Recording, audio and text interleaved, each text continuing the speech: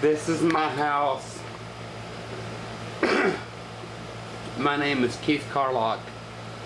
I've had my theories in invisibility, holodeck technologies for 23 or 24 years now, since the New Year winter of 1992. These are just some of my optical toys that I use to demonstrate my ideas. I bought this at Hobby Lobby. It's a table ornament, and the pixels aren't very exact, or the beads on it aren't very exact, but it's a way that I visualize my invisibility holodeck theories.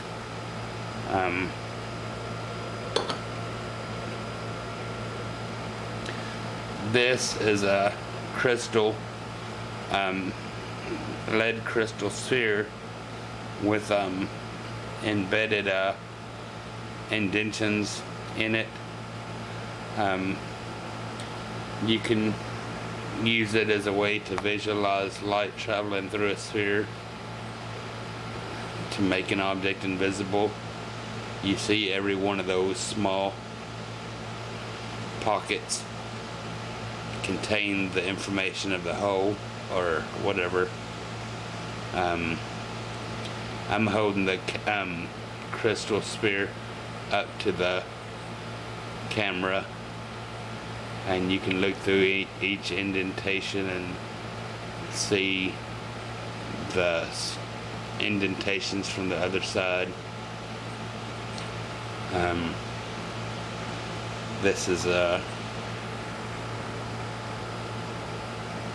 This is another one of my tools I use to study my ideas.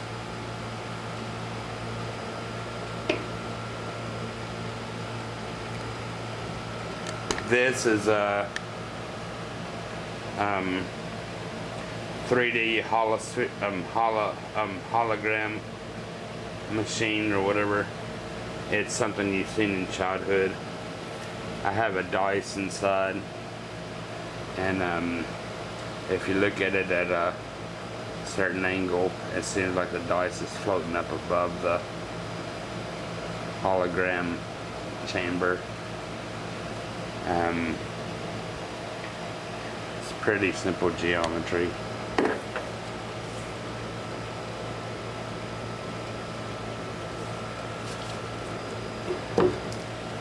This is a fly eye screen that I made over a decade ago. I put pellet gun BBs into a latex mold and pulled them out and poured plastic resin compound into them, and this is what would make invisibility and holodeck technologies possible, because it's not like a lenticular card, not like a typical lenticular card. Light would travel through it at every angle, making it either perfectly invisible or perfectly like a holodeck at every angle. This is a plastic resin compound mold that I made over a decade ago. And if you look at my Yahoo videos under the name Keith Carlock or Invisibility Holodeck Technologies, whichever one, you would see other representations of fly eye lenslets.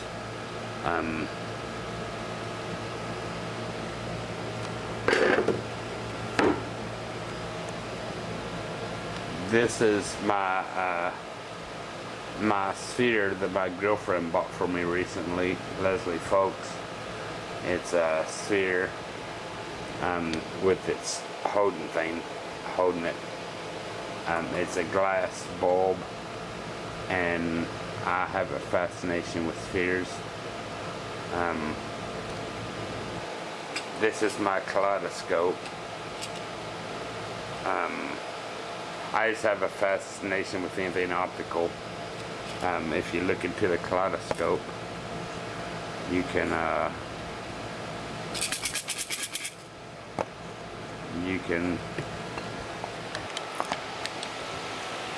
see images as they're being rotated around. It's just an optical toy.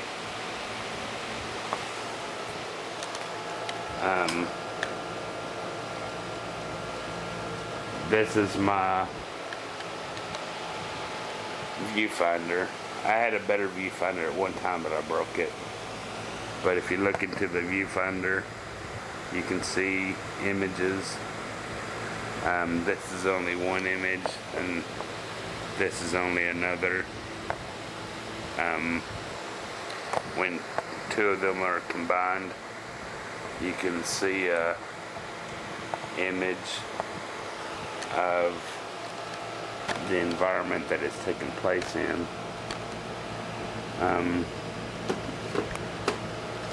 These are the viewfinder cards.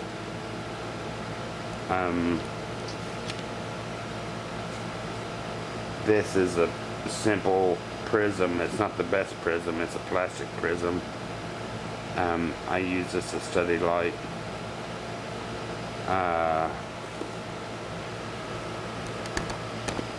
Let me put the camera down for a second. This is my affidavit signed by a paralegal or a notary public. This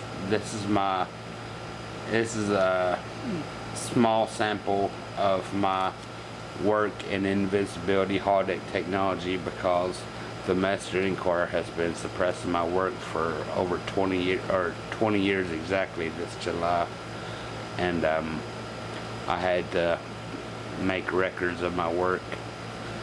This is my signed affidavit made back in August 7th, 2002, with a lady named Della Tarpinian or something like that. She's a notary public, and my booklet is falling apart, but this shows my sketch, Exhibit A sketches of the hologram and sphere, 21 pages. Exhibit B, invention disclosure form to Littman law offices and certificate of confidentiality. Exhibit C, invisibility official presentation or three-dimensional camouflage by Keith Carlock. Exhibit D, description and pictures explaining invisibility and holodeck technology via email, 8 pages. Exhibit E, letter to Copyright Office, Library of Congress, and reply letter from Copyright Office, Library of Congress. I'm not too good at working a camera, so bear with me. These are my very first diagrams back in 1991 or 1992 of how to make an object invisible. And I discovered as a byproduct that invisibility is inversely related to holodeck technology. You turn one inside out or outside in, you have the other. You turn an invisible object outside in, you have a holodeck. You turn a holodeck inside out, you have an invisible object. I hope my production is good enough to be shown on TV. I'm very sincere about my work.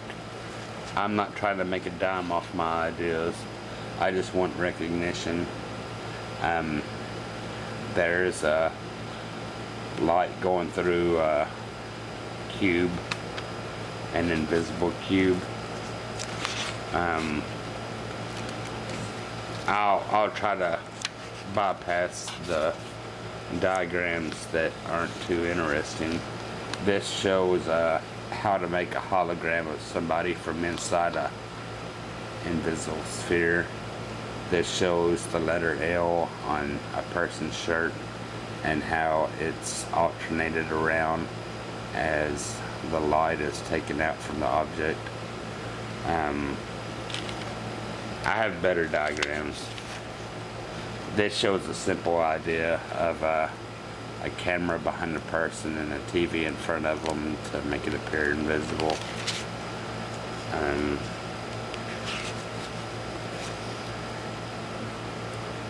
That's not a really good picture.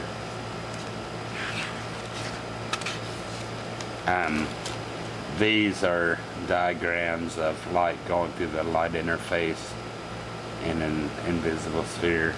An invisible sphere, the only special thing about that is that it takes light and it sends it through at regular intervals to maintain the passive light going through the object, and in regular intervals, and is the highest form of invisibility. Any other form of invisibility, any other shape, has less three-dimensional perfection. This is what I thought of in art class as a triptych. Light going through an object and sending light through on the other side. This is a picture of a barnyard or something, and it shows square TVs, and then it shows my idea of a triptych, one image folding into another as you make your way around the object. I hope I'm explaining myself right. This shows another form of a triptych, an all-around triptych, each side folding into the other to make one image fold into another image.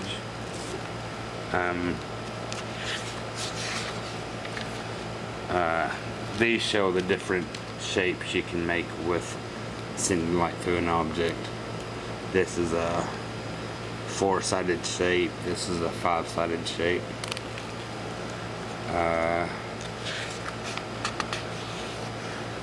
This is an earlier drawing that I had of sending light through an object with the use of my concept that I call the light interface that makes invisibility and holodeck technology possible.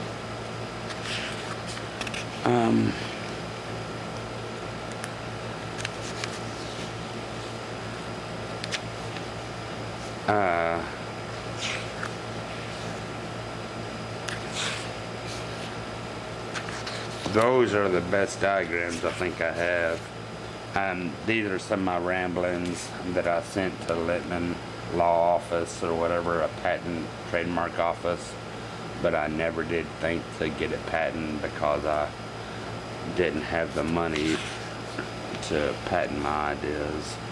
These are some of my other ramblings, my drawings that they gave to me in a form to draw, and these are my other sketches of my work, of my invisibility holodeck technology theories. I'm trying not to make this too boring. This is my invisibility presentation that I did at OCTC, Owensboro Community and Technical College, with the help of my counselor, and he showed me how to use PowerPoint, but I wasn't really good at it back then. But these are my pages. These are my explanations.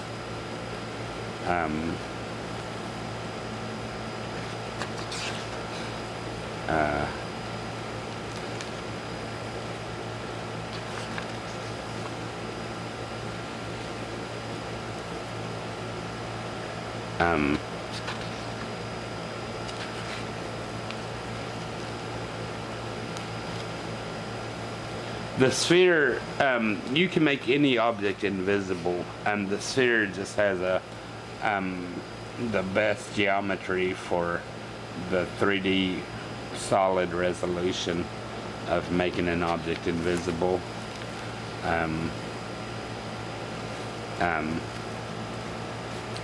But you can make any object invisible. I mean, it wouldn't be of any use if you could only make a sphere invisible. I mean, you can have an aircraft shaped like a sphere.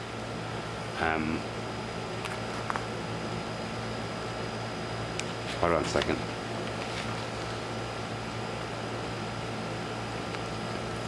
These are just my papers. My presentation I was going to make a long time ago, but I never got around to it. I mean, I made the presentation, but it never came to fruition. I never had anybody to look at my work.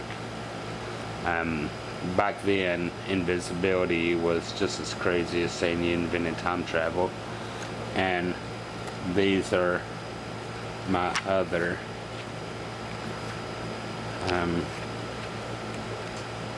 explanations. This is my letter I write to the Copyright Office back in November 22nd, 1996 is what it said it's dated as. November 22nd, 1996. I've had my work since the New Year winter of 1992.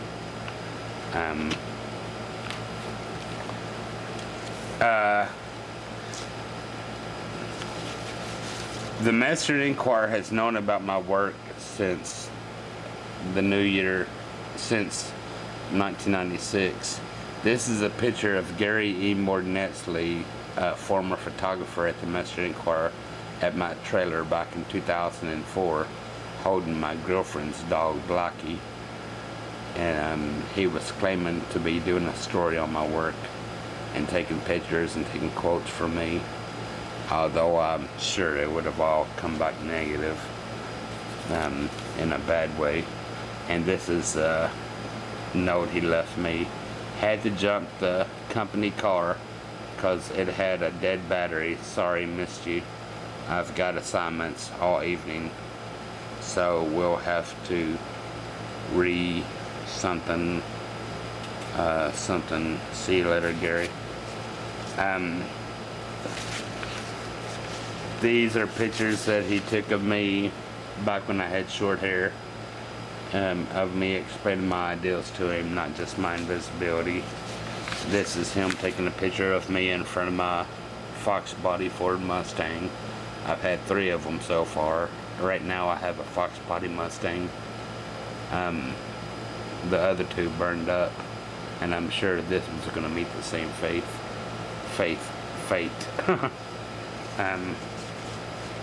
This is a picture he took of me out by my girlfriend's graveyard.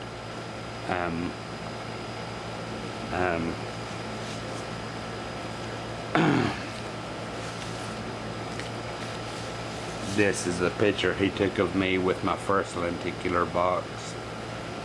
That's when I had short hair and I looked sort of like Moe off of Three Stooges.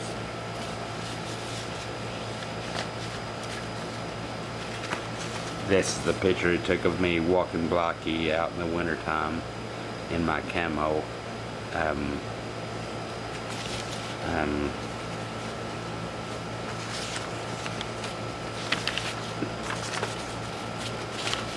This is another picture he took of me walking Blackie.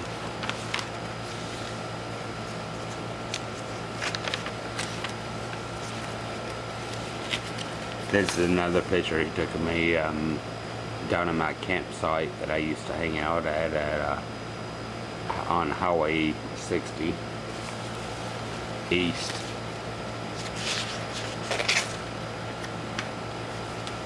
This is me trying to build a fire while Desi's running around. Not Desi, Blackie. Desi's Leslie Snoop Dogg.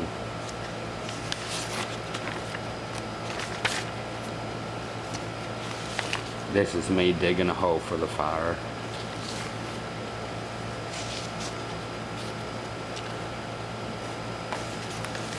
This is me starting the fire and Desi's looking on. Not Desi, Blackie. I keep on getting their names mixed up.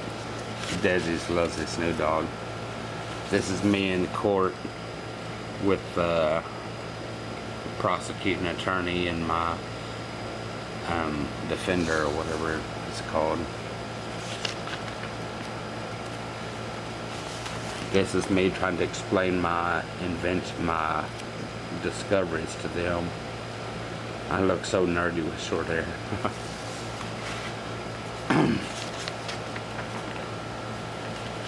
This is another picture of me trying to explain my work to them.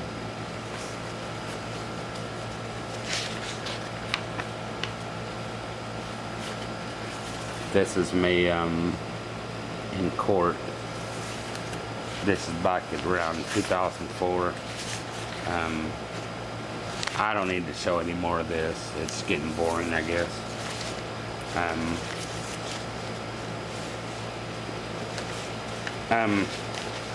What I wanted to explain was that my work has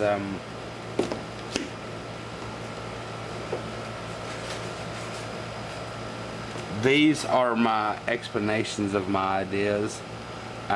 Invisibility, adaptive camouflage is the scientific name, and holodeck, virtual immersion theory. And I don't have all of my papers ready with me.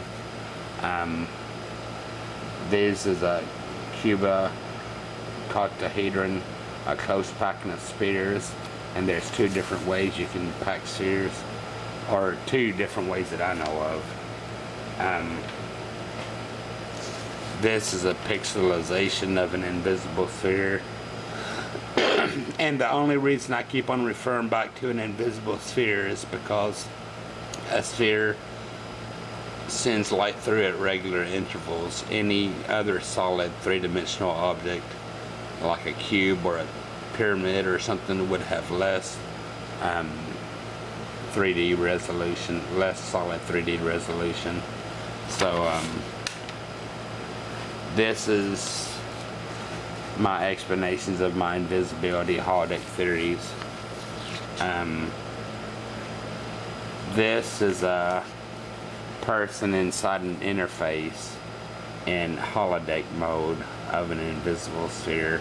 If you send light through an object, it only makes sense three-dimensionally that light would be painted all along the surface of the interface, the inside interior of the smaller sphere, three-dimensionally as well, creating a holodeck of the outside environment.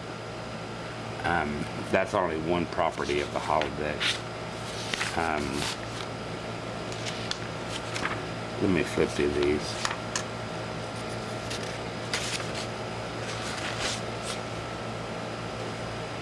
This is the second holodeck property of the interface. Telepresence.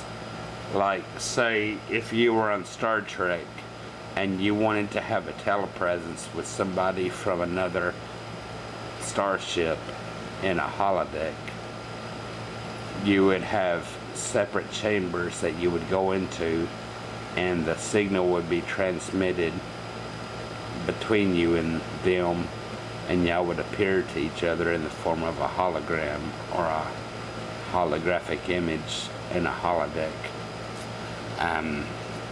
That's the other holodeck property that I discovered. And I don't know why the Star Trek writers haven't discovered this yet, but if you wrap around an invisible sphere or an invisible object of any shape around a holodeck, this is the interface that's used to make the object invisible. It's connected to the outside sphere at all the different picture elements. And this is an alternate holodeck or alternate light interface that has a computer generation or recording of the environment, of the outside environment. And the interface can also be used as a holodeck. Depends on how it's used.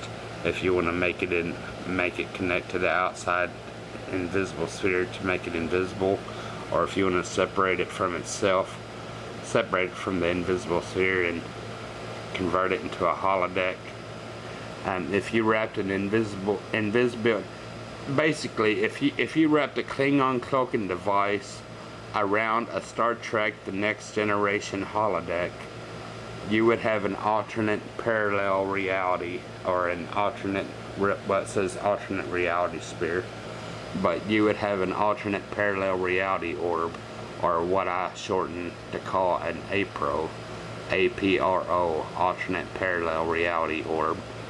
But invisibility and holodeck technologies are inverse forms of each other. You turn an invisible object outside in, you have a holodeck. You turn a holodeck inside out, you have an invisible object. And this is what I'm trying to get to now.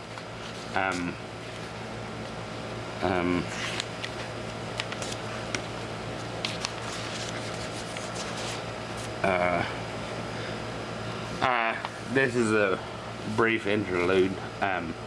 This shows how you would station the photographs for a lenticular box. It takes 30 different photographs tied to each other in a certain way and spliced together to create 18 different view angles for a lenticular box. That's the low-tech proof of the inverse relationship between invisibility and holodeck technology. This is how you would cut the pictures for a lenticular box. You would have to put 2 razors into an X-Acto knife and cut to make a thickness where they can be spliced into each other. This shows the splice view panorama, the 3 splice view panoramas axis of the lenticular box. Like you have yellow going on this side, you have red going around on this side, and you have brown going around on this side. The brown louvers, the red louvers, and the yellow louvers, and this is just one corner of the lenticular box. This is my lenticular box. This shows what it looks like from one angle. This is the old Smothers Park. That's pointing at the direction of the old Charles E. Shelton Vietnam Veteran Memorial, looking towards the bridge, but you can't see the bridge. This is looking towards the new WFIE building, 14 WFIE building. They're also suppressing my work too. I make enemies in journalism. This is looking towards the old American Legion at the corner of the gazebo, the old gazebo at Smothers Park. And this is looking at the other angle from the gazebo out towards the river. And this is the origami of the lenticular box. This shows, it's not true origami because you don't cut paper and paste it together to make origami. In Japanese origami, you fold and twist paper. You don't cut, or you don't glue it together or staple it or construct it in any other way. But this is my best idea for origami of a lenticular box. If you folded up this flat plane with the color-coded planes on there, it would appear green where there's green, orange where there's orange, and red where there's red. That's a flat panel of the origami of the lenticular box. The origami of the lenticular box using 6 panels to make a box. These show the color codes on the box, and this shows how small it would tighten up when it's folded up into a lenticular box, showing the yellow angles, the red angles, or the whatever angles, and the orange angles and the blue angles.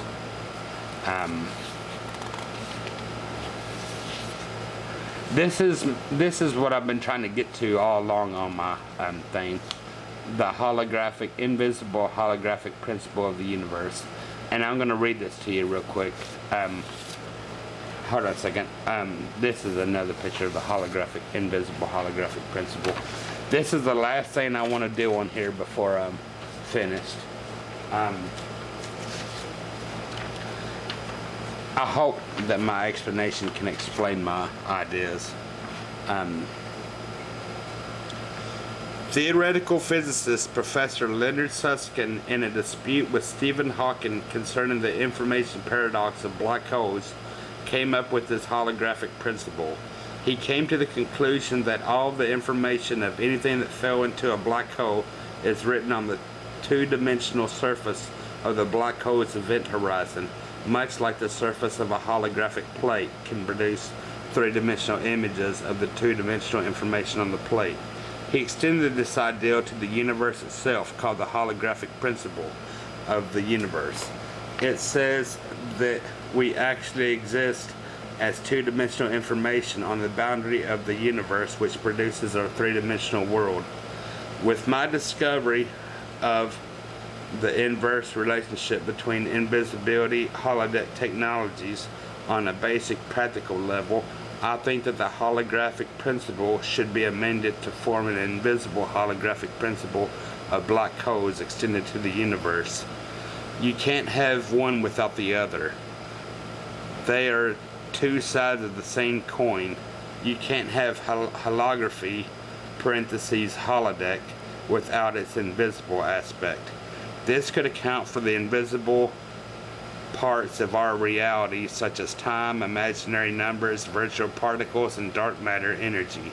Trying to find clues to the existence of this invisible aspect of my proposed amended invisible holographic principle, I first realized that if the universe had no beginning but always existed in its quantum potential before the singularity of the Big Bang, this is one place to look for this invisible aspect of the universe.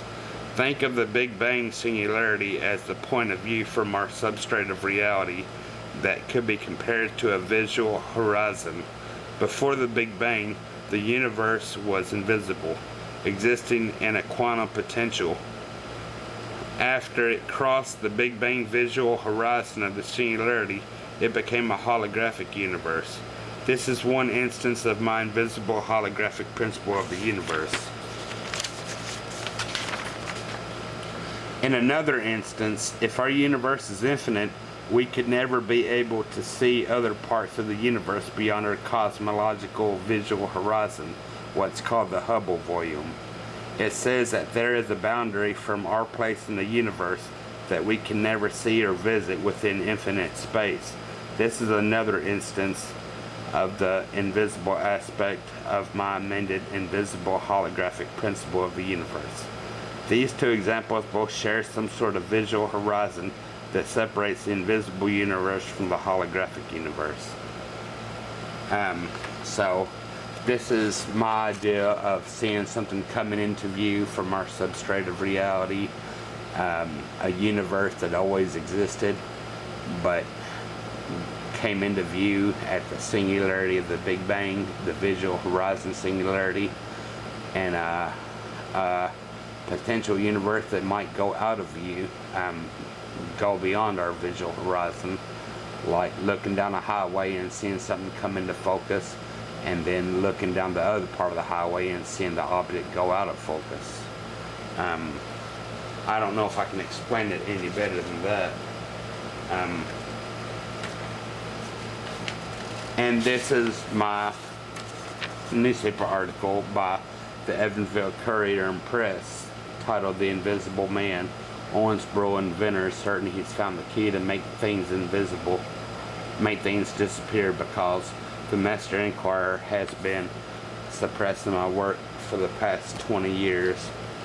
And this is just a picture of the Invisible Man. I don't really care about the being called the Invisible Man, because my work is more about invisibility and holodeck technology. But if it gains me if it gains me notoriety being called the Invisible Man, then I guess I'll accept it. But this is my work.